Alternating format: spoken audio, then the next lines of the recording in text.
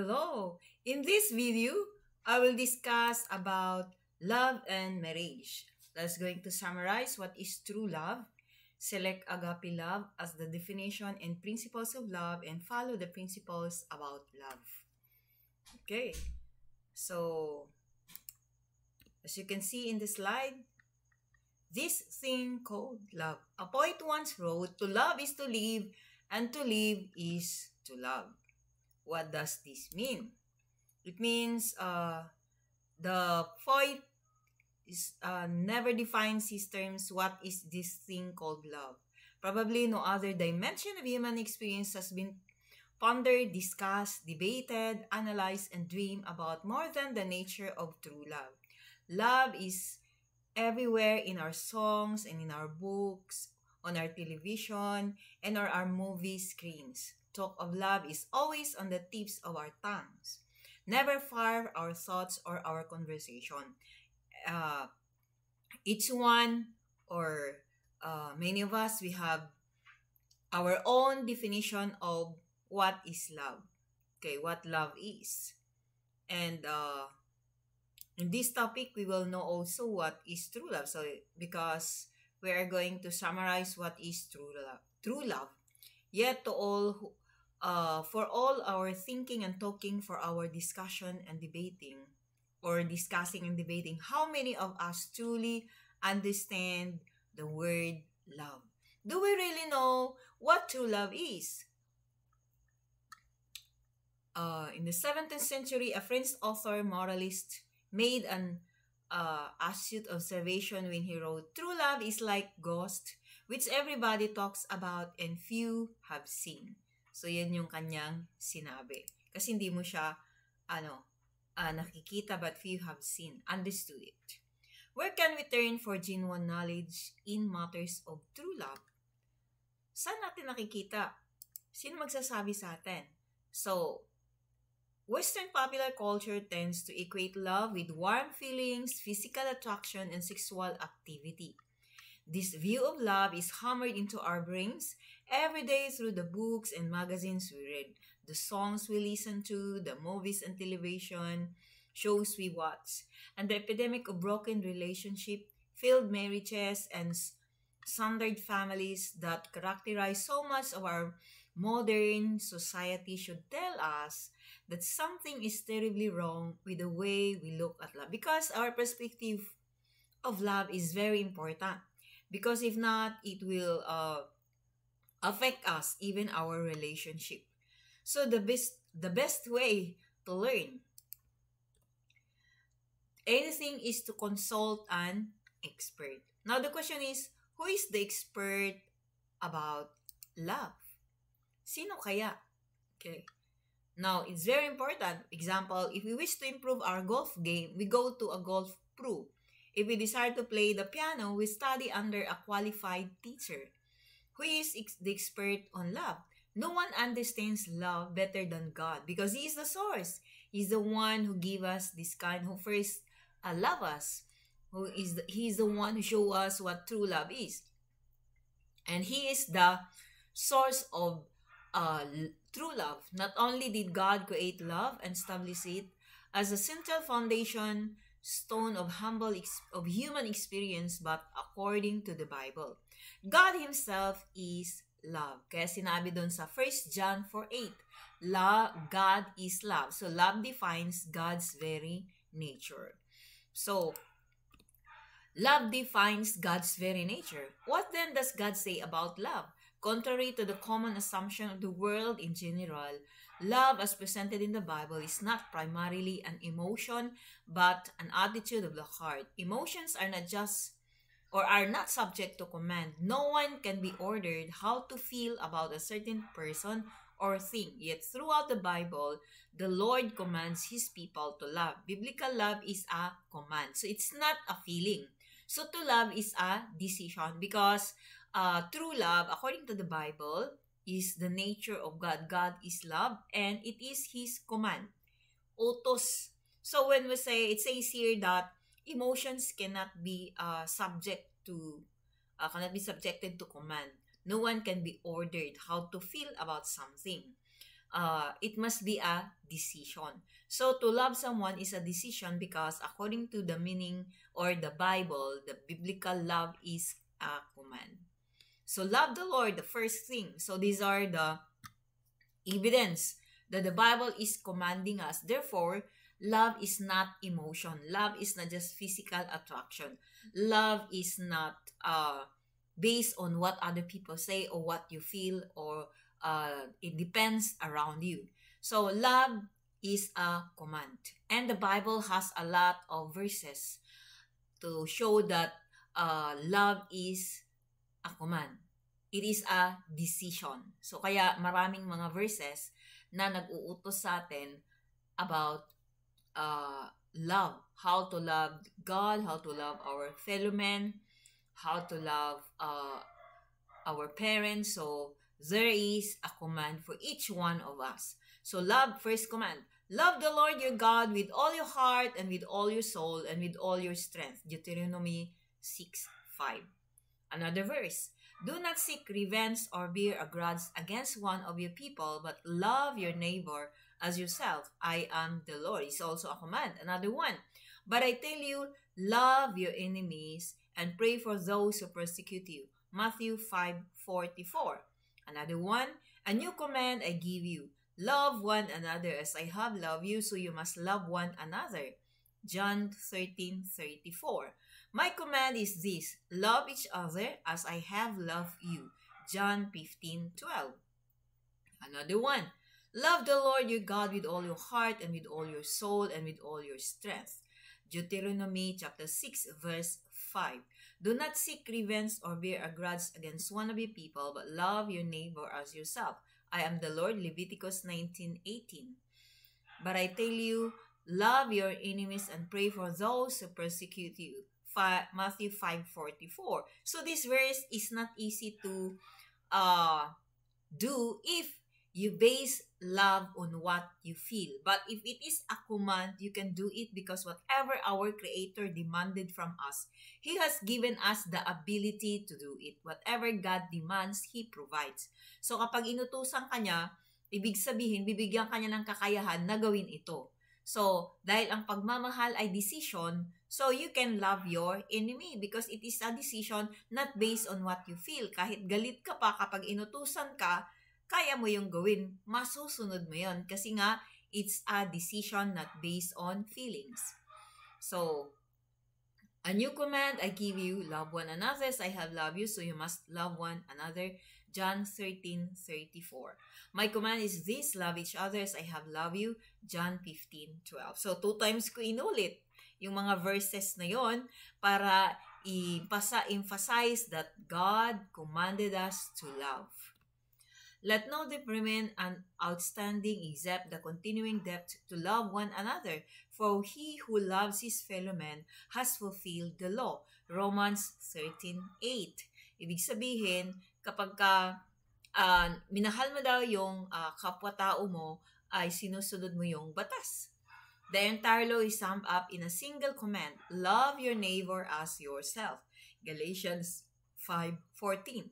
So it means you can love your neighbor because it is a command. Jesus replied, love the Lord your God with all your heart and with all your soul and with all your mind. This is the first and greatest commandment. And the second is like it. Love your neighbors as yourself. All the law and the prophets hang on these 2 commandments. Matthew 22:37-40. So it is a command. If we are commanded to love, how do we carry it out? What does it mean to love God?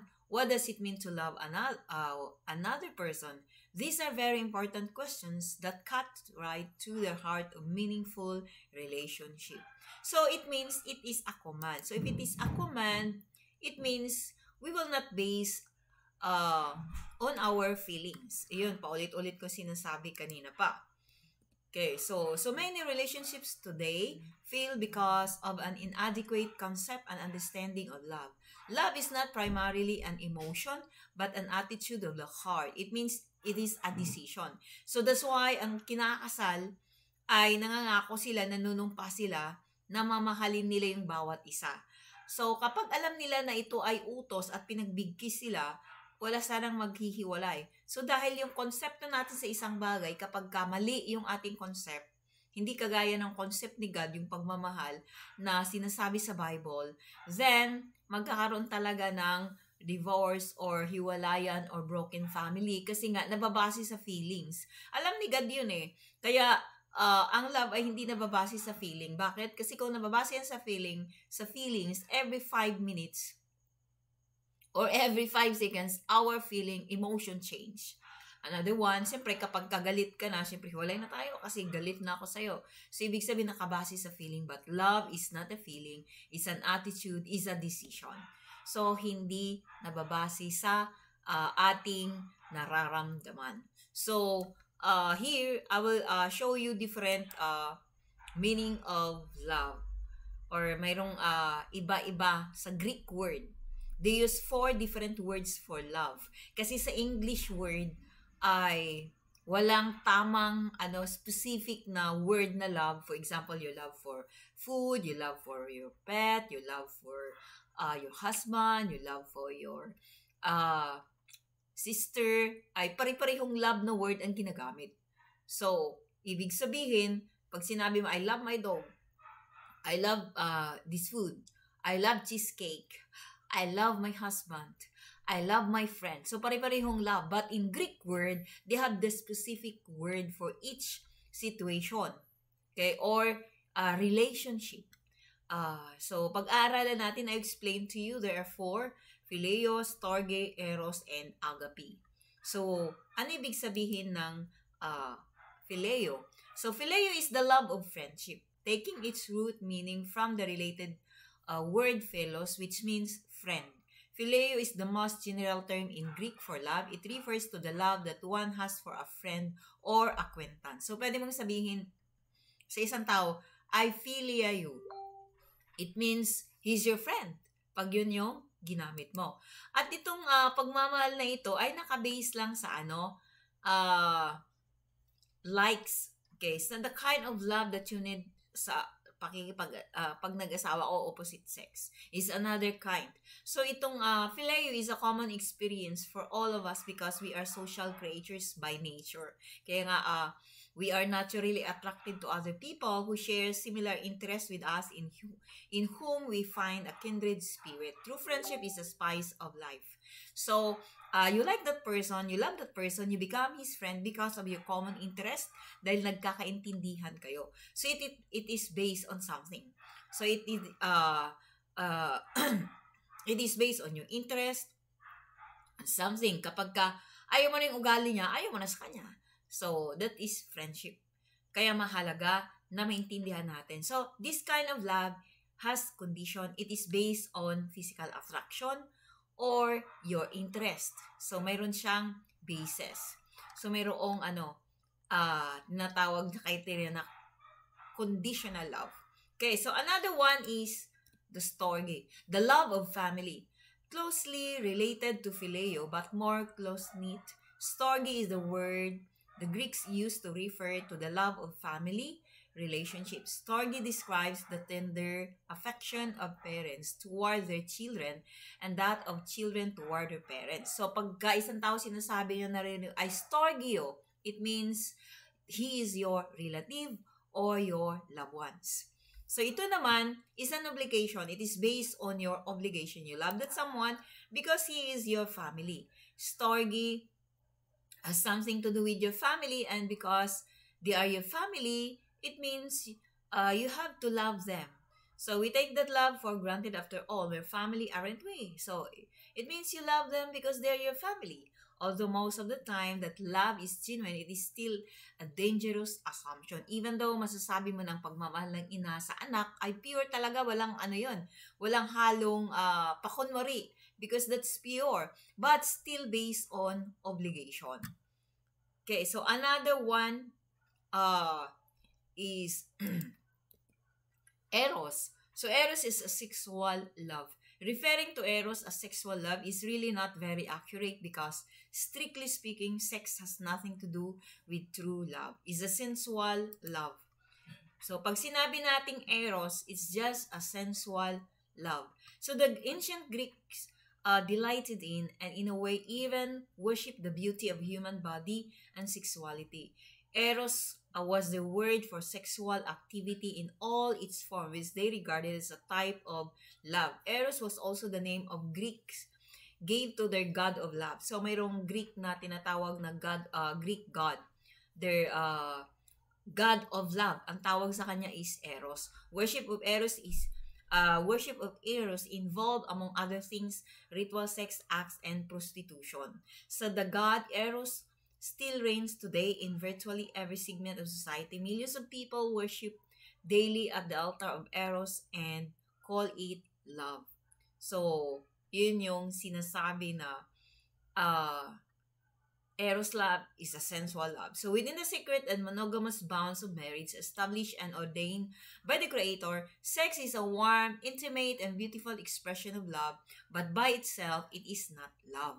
So, ibig sabihin, Eros love is a sensual love, pero it doesn't mean that two person, when they have sex, ibig sabihin na may pagmamahal. So, it is in its selfishness, Eros has no regard for the feeling or desire of the person, being interested only in the personal gratification it can get from that person. Eros knows little and cares less of human dignity or respect. So, and the fourth one is agape, the divine love. So in many ways, agape, the fourth and highest kind of love, is in a class by itself because of its unique nature. This love needed a unique word to describe it. So this is the kind of love which is different from phileo, eros, and storge. So phileo is the love of between friends. Storge is the love between family members or loved ones, and eros is between opposite sex. These three has a basis because phileo is based on likes or interest or something. Storge is an obligation. Eros is a sensual. So it was sufficient to plumb the depths of meaning represented in this highest degree of love. So under the inspiration of the Holy Spirit, New Testament writers coined the word agape to feel the need. So it means your love for your friend must be agape. Your love for your family must be not storge but agape. Your love for the opposite sex or your husband or wife must be agape. So it means unselfish, unconditional. So, yun yung agape. So, yun dapat yung pagmamahal na mayroon tayo. So, unlike eros, which is the epitome of selfishness, agape acts first and foremost for the good and welfare of another. So, it means if you love someone, you always concerned about his welfare, hindi yung sarili mo. So, the greatest example of agape in action was when Jesus Christ, the sinless Son of God, poured out His life on the cross for the sake of sinners. Diba yun yung the greatest example. No ordinary word for love such as phileo, storge, or eros was sufficient to plumb the depths of meaning represented in this highest degree of love. So under the inspiration of the Holy Spirit, New Testament writers coined the word agape to fill the needs. So sinabi ko kanina, unlike eros, which is the epitome of selfishness, agape acts first and foremost for the good and welfare of another. So the greatest example of agape in action was when Jesus Christ, the sinless Son of God, poured out His love on the cross for the sake of sinners. It means for the welfare of others. So He's not expecting in return from us before He loved us. So that's why the Bible says, He first loved us. Nauna siya nagmahal sa atin kahit tayo pa ay hindi nakakilala sa Kanya, kahit na hindi pa natin siya kinikilala, kahit di natin siya ina-acknowledge, nire-recognize, still He loves us. So, agape is unconditional. You do not expect something or you do not expect something in return. So, that is called agape. God alone is the source of agape. As I said in the first,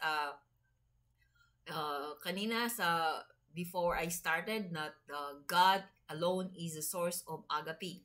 Apart from him, it cannot be known. He has revealed it through Jesus Christ and gives it freely to all who become his children by faith, who believe in and trust in Jesus Christ as Savior and Lord, who then pass it on to others. So when we say Jesus Christ as Lord, he is the owner of our life and he is the source of love. So agape does not choose who to love. It chooses simply to love. So it doesn't matter who you are. Kasi yung agape, hindi niya tinitignan kung sinong minamahal niya, kundi he just choose to love because that's the nature of our God. So when you have agape love, it means you do not choose whom you are going to love. Is either they are your family, either they are your friend, they are if he is your husband or opposite sex. And when we say you love someone, you care for them. You are concerned about their welfare without expecting something. So, dapat yun yung ma-develop sa atin. So, how to develop that agape love? From phileo na friend to agape. It means when you say, I agape you, it means you want to love your friend. For example, you want to love your friend like agape, you are concerned for his welfare. So, kapag tinulungan mo siya, you do not expect something in return. So, that's agape. So, there are principles that we need to understand about this topic. Phileo is love on the level of casual friendship. The affection we have for someone we are familiar with. So, ang tawag dyan, phileo. Another one, storge, describes the tender affection of parents toward their children and that of children toward their parents. That's storge. And eros embraces sexual longing, cravings, and desire with no respect for sanctity, sensual ecstasy that leaves moderation and proportion far behind. So, phileo, storge, eros. These are the three love definition wherein there is a basis. It's conditional. But agape refers to divine love, the love God has for his people as well as the love his people give back to him. So it means our love must be also agape, not just phileo, not just storge, not just eros, but agape. It means you love somebody without expecting something. So tinutulungan mo, gusto mong mapaayos na wala kang ini-expect na kapalit.